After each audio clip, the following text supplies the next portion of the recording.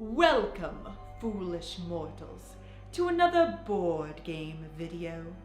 I will be your host, your game host, as we take you on a tour through spooky games we are playing this October. Kindly press the subscribe button, please. There's always room for more. Oh, I'm sorry. I didn't mean to frighten you prematurely. Now, look alive as we continue with our games.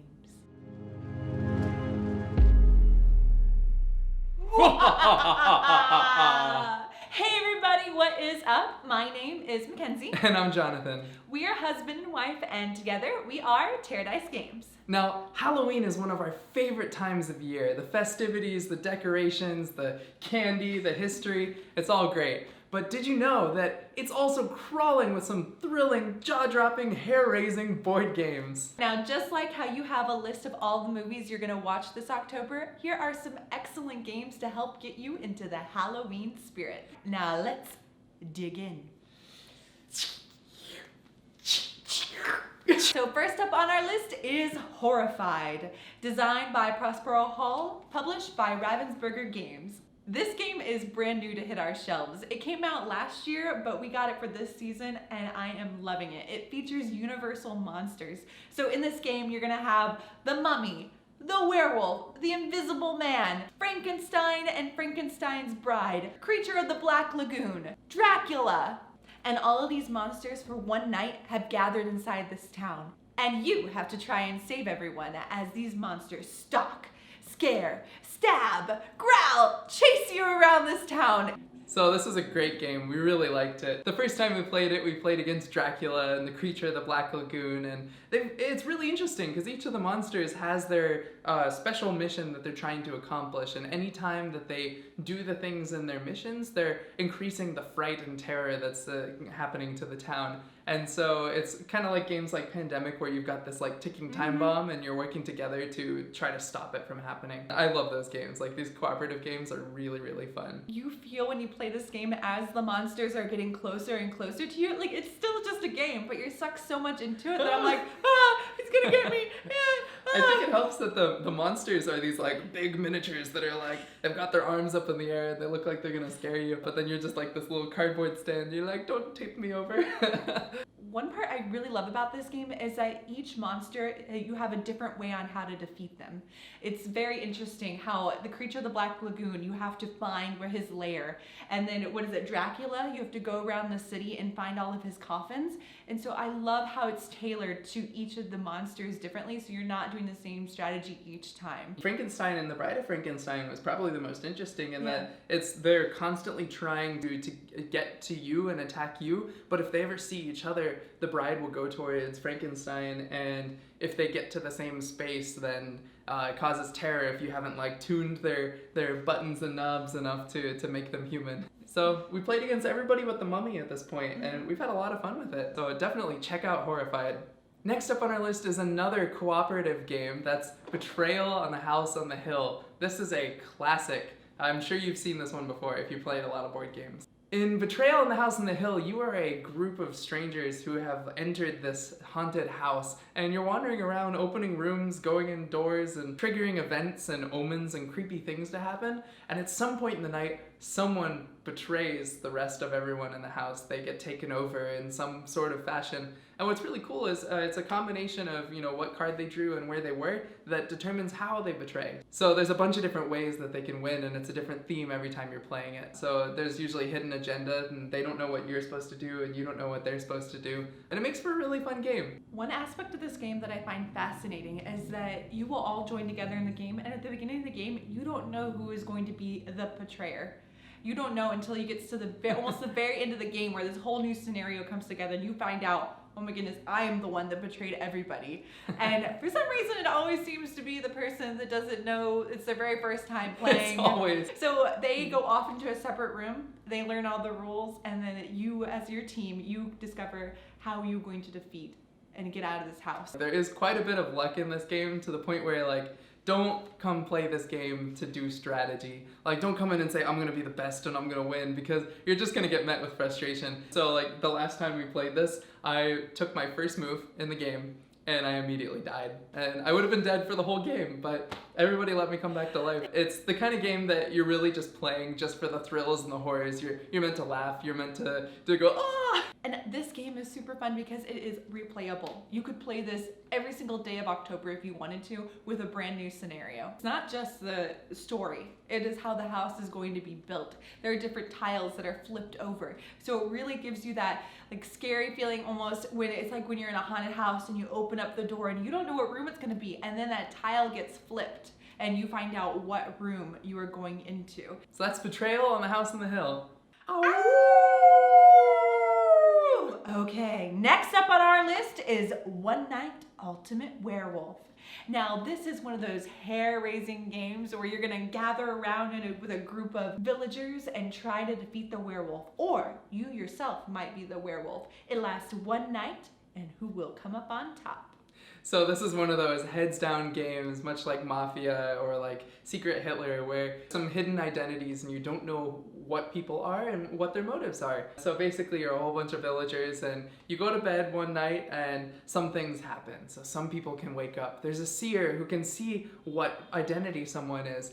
There's a troublemaker who may swap two people. There's the werewolves who wake up and conspire to say, you're a werewolf too. We're gonna pretend we're not werewolves tomorrow. And then there's, the standard villagers who are just like sleeping all night.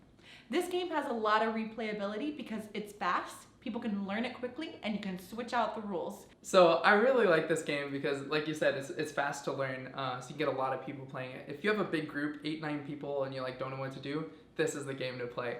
So there's a lot of silliness and chaos in the game. It's not meant to, there's definitely a lot of strategy to it, but also it's just luck how some of the stuff ends up, which I really like. You could say there's strategy and how well can you lie. This is probably the party game on our list because it's gonna be lots of laughs, lots of fun, lots of arguing, and it's just super goofy and fun. Next up on our list is Disney Villainous, designed by Prospero Hall and published by Ravensburger Games. In Disney Villainous, you're playing a Disney villain and helping them achieve their life ambitions, rewriting Disney history. It's an asymmetric card game in which you're working to complete your objectives while thwarting other opponents by using cards from their universes. So we have talked about this game on the channel before, but we just love it so much, and it was such a October feeling game, we just had to bring it back in for this list. Yeah, definitely. I was thinking about in Disneyland, they have the Halloween parades that go through, and it's always the Disney villains. So whenever I see Maleficent, especially with the green fire and these, dragon. Yeah, and Jafar and all these villains, it makes me just think of Halloween. Yeah, I mean, we're fans.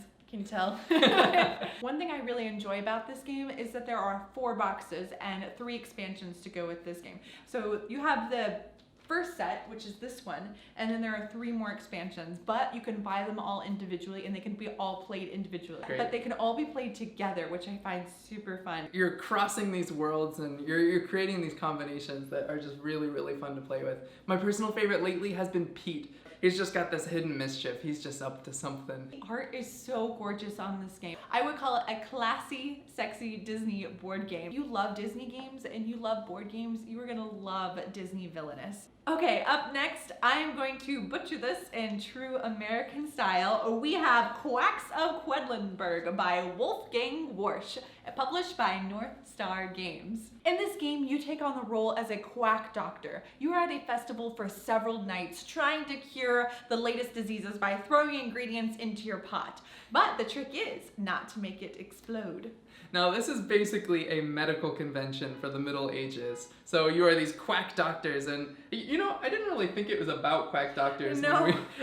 When we first heard of this game, Quacks of Quedlinburg, I was picturing these medieval ducks just waddling down the road with their crowns and their gold satchels. Apparently it's about doctors. With doctors. So you have a cauldron in which you are mixing ingredients and you're yeah, I know what you need. And you're just you're tossing stuff in, trying to brew the most potent potion. And it's a push your luck game. So you have a hidden bag and in it you have some ingredients, but there's these white chips. And if you get 7 points worth of them, your pot explodes. Boom! So you don't want your pot to explode. And what you do to prevent that from happening is you pad it. So you start to get more and more ingredients and put them in your bag, and you start to think, what are the odds I'm gonna pull another white chip? And you just push your luck as far as you can to get as many points as possible. Yeah, it truly is kind of like board game gambling. It's got some really clever catch-up mechanics. They added in this like a thing where you're a certain amount of rat tails behind the other players. Okay, I loved this game. I figured out I really enjoy push your luck games, and I'd be like, no,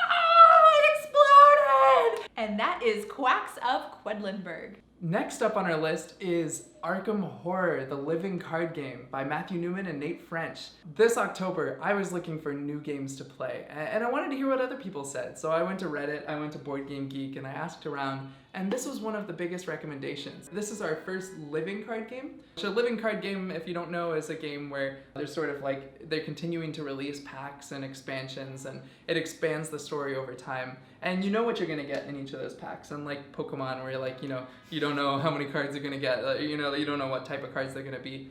This game is inspired by the H.P. Lovecraft universe. And this is a legacy story game, so you're playing an investigator that you're working over multiple cases to sort of like build up your deck and take that deck with you to solve the horrors. The idea of the game is that you could take this to your friend's house, you could take your investigator, bring your deck, and you can play with other friends on their expansions. And so we definitely wanted to include it here. And you'll notice there was another omission from our list that you may have thought of, and that's Mansions of Madness. So that's like from the same realm of games, the Eldritch horror, Arkham Horror type games. But we haven't actually had a chance to play this yet. We are going on a retreat this week where we're gonna play it and we're gonna have fun.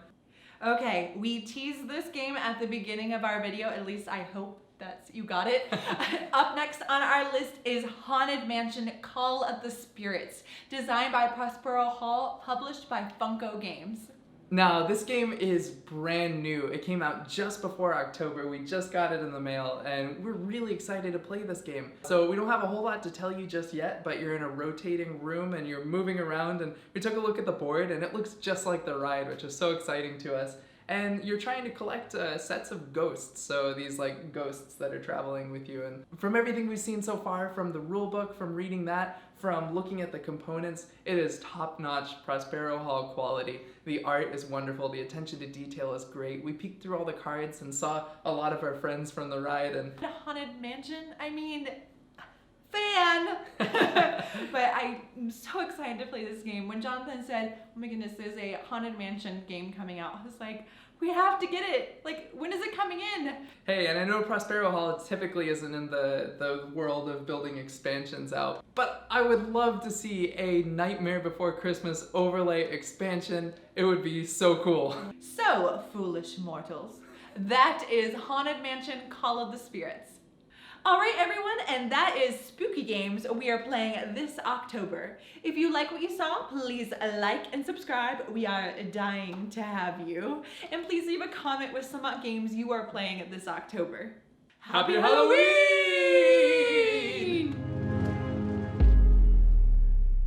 Hurry back, hurry back. Make sure to bring your comments.